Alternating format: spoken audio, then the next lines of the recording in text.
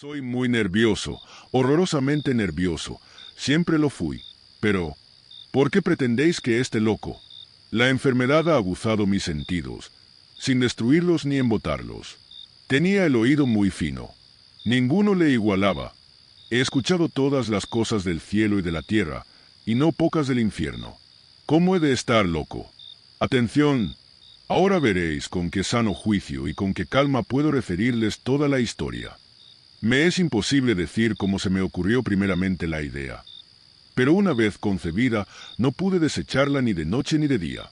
No me proponía objeto alguno ni me dejaba llevar de una pasión. Amaba al buen anciano, pues jamás me había hecho daño alguno, ni menos insultado. No envidiaba su oro, pero tenía en sí algo desagradable. Era uno de sus ojos, sí, esto es. Se asemejaba al de un buitre y tenía el color azul pálido. Cada vez que este ojo fijaba en mí su mirada, se me helaba la sangre en las venas, y lentamente, por grados, comenzó a germinar en mi cerebro la idea de arrancar la vida al viejo, a fin de librarme para siempre de aquel ojo que me molestaba. He aquí el cuy. Me creéis loco, pero advertí que los locos no razonan. Si hubierais visto con qué buen juicio procedí, con qué tacto y previsión y con qué disimulo puse manos a la obra. Nunca había sido tan amable con el viejo como durante la semana que precedió al asesinato. Todas las noches, a eso de las 12, levantaba el picaporte de la puerta y la abría, pero que suavemente, y cuando quedaba bastante espacio para pasar la cabeza, introducía una linterna sorda bien cerrada, para que no filtrase ninguna luz, y alargaba el cuello. Oh, os hubierais reído al ver con qué cuidado procedía. Movía lentamente la cabeza, muy poco a poco, para no perturbar el sueño del viejo, y necesitaba al menos una hora para adelantarla lo suficiente a fin de ver al hombre echado en su cama. Ah, un loco no habría sido tan prudente, y cuando mi cabeza estaba dentro de la habitación, levantaba la linterna con sumo cuidado. ¡Jo! ¿Con qué cuidado? ¿Con qué cuidado? Porque la charnela rechinaba. No la abría más de lo suficiente para que un imperceptible rayo de luz iluminase el ojo de buitre. Hice esto durante 7 largas noches, hasta las 12, pero siempre encontré el ojo cerrado. Por consiguiente, me fue imposible consumar mi obra, porque no era el viejo lo que me incomodaba, sino su maldito ojo. Todos los días, al amanecer, entraba atrevidamente en su cuarto y le hablaba con la mayor serenidad, llamándole por su nombre con tono cariñoso y preguntándole cómo había pasado la noche. Ya veis, por lo dicho, que debería ser un viejo muy perspicaz para sospechar que todas las noches hasta las 12 le examinaba durante su sueño. Llegada la 8ª noche, procedí con más precaución aún para abrir la puerta. La aguja de un reloj se hubiera movido más rápidamente que mi mano. Mis facultades y mi sagacidad estaban más desarrolladas que nunca, y apenas podía reprimir la emoción de mi triunfo.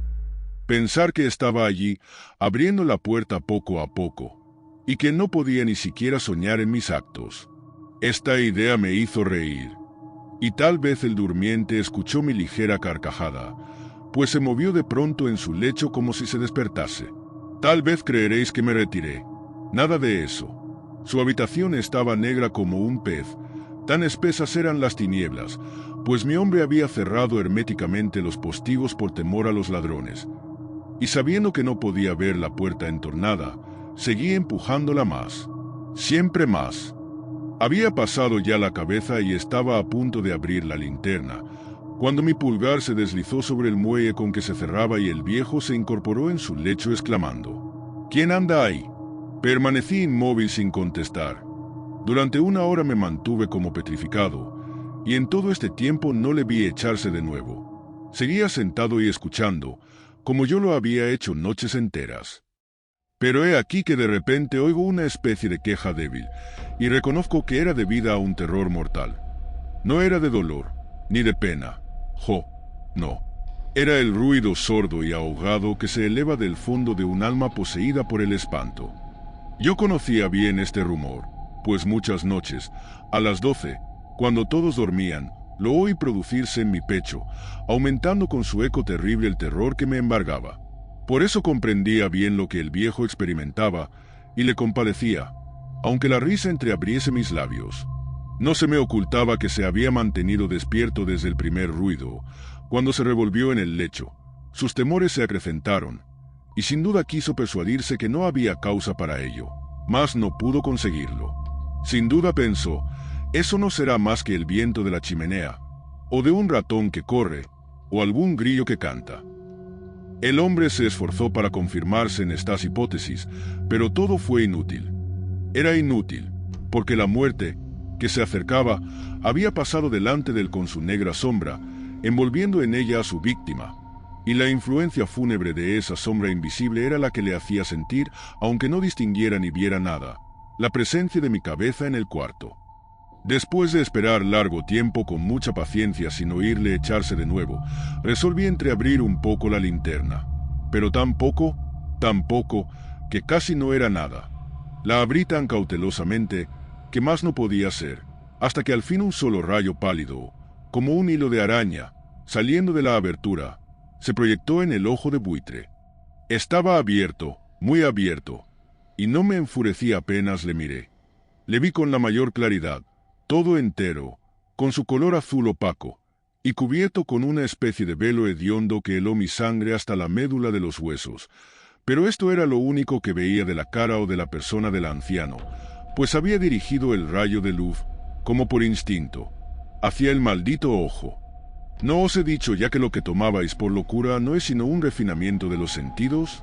En aquel momento, un ruido sordo, ahogado y frecuente, semejante al que produce un reloj envuelto en algodón, hirió mis oídos. Aquel rumor, lo reconocí al punto, era el latido del corazón del anciano, y aumentó mi cólera, así como el redoble del tambor sobreexcita el valor del soldado. Pero me contuve y permanecí inmóvil, sin respirar apenas, y esforzándome en iluminar el ojo con el rey de luz. Al mismo tiempo, el corazón latía con mayor violencia, cada vez más precipitadamente y con más ruido. El terror del anciano debía ser indecible, pues aquel latido se producía con redoblada fuerza cada minuto. ¿Me escucháis atentos? Ya os he dicho que yo era nervioso, y lo soy en efecto. En medio del silencio de la noche, un silencio tan imponente como el de aquella antigua casa, aquel ruido extraño me produjo un terror indecible. Por espacio de algunos minutos me contuve aún, permaneciendo tranquilo, pero el latido subía de punto a cada instante, hasta que creí que el corazón iba a estallar, y de pronto me sobrecogió una nueva angustia. Algún vecino podría oír el rumor. Había llegado la última hora del viejo, profiriendo un alarido. Abrí bruscamente la linterna y me introduje en la habitación. El buen hombre solo dejó escapar un grito, solo uno. En un instante le arrojé en el suelo. Reí de contento al ver mi tarea tan adelantada, aunque esta vez ya no me atormentaba, pues no se podía oír a través de la pared. Al fin cesó la palpitación, porque el viejo había muerto. Levanté las ropas y examiné el cadáver. Estaba rígido, completamente rígido. Apoyé mi mano sobre el corazón y la tuve aplicada algunos minutos. No se oía ningún latido. El hombre había dejado de existir, y su ojo desde entonces ya no me atormentaría más. Si persistís en tomarme por loco, esa creencia se desvanecerá cuando os diga qué precauciones adopté para ocultar el cadáver. La noche avanzaba y comencé a trabajar activamente, aunque en silencio. Corté la cabeza, después los brazos y por último las piernas. Enseguida arranqué 3 tablas del suelo de la habitación. Deposité los restos mutilados en los espacios huecos, y volví a colocar las tablas con tanta habilidad y destreza que ningún ojo humano, ni aun el suyo, hubiera podido descubrir nada de particular. No era necesario lavar mancha alguna, gracias a la prudencia con que procedía. Un barreno la había absorbido toda. ¡Ja! ¡Ja! Terminada la operación, a eso de las 4 de la madrugada, aún estaba tan oscuro como a medianoche. Cuando el reloj señaló la hora, llamaron a la puerta de calle, y yo bajé con la mayor calma para abrir, pues, ¿qué podía temer ya? 3 hombres entraron, anunciándose cortésmente como oficiales de policía. Un vecino había escuchado un grito durante la noche. Esto bastó para despertar sospechas. Se envió un aviso a las oficinas de la policía, y los señores oficiales se presentaban para reconocer el local. Yo sonreí, porque nada debía temer, y recibiendo cortésmente a aquellos caballeros, les dije que era yo quien había gritado en medio de mi sueño. Añadí que el viejo estaba de viaje, y conduje a los oficiales por toda la casa, invitándoles a buscar, a registrar perfectamente. Al fin entré en su habitación y mostré sus tesoros, completamente seguros y en el mejor orden. En el entusiasmo de mi confianza ofrecí sillas a los visitantes para que descansaran un poco, mientras que yo, con la loca audacia de un triunfo completo, coloqué la mía en el sitio mismo donde yacía el cadáver de la víctima. Los oficiales quedaron satisfechos y, convencidos por mis modales, yo estaba muy tranquilo. Se sentaron y hablaron de cosas familiares, a las que contesté alegremente. Mas al poco tiempo sentí que palidecía y ansié la marcha de aquellos hombres. Me dolía la cabeza, me parecía que mis oídos zumbaban, pero los oficiales continuaban sentados, hablando sin cesar. El zumbido se pronunció más. Persistiendo con mayor fuerza, me puse a charlar sin tregua para librarme de aquella sensación, pero todo fue inútil y al fin descubrí que el rumor no se producía en mis oídos. Sin duda palidecí entonces mucho, pero hablaba todavía con más viveza, alzando la voz, lo cual no impedía que el sonido fuera en aumento. ¿Qué podía hacerlo? Era un rumor sordo, ahogado, frecuente, muy análogo al que produciría un reloj envuelto en algodón. Respiré fatigosamente, los oficiales no oían aún. Entonces hablé más aprisa, con mayor vehemencia, pero el ruido aumentaba sin cesar. Me levanté y comencé a discutir sobre varias nimiedades, en un diapasón muy alto y gesticulando vivamente. Mas el ruido crecía. ¿Por qué no querían irse aquellos hombres?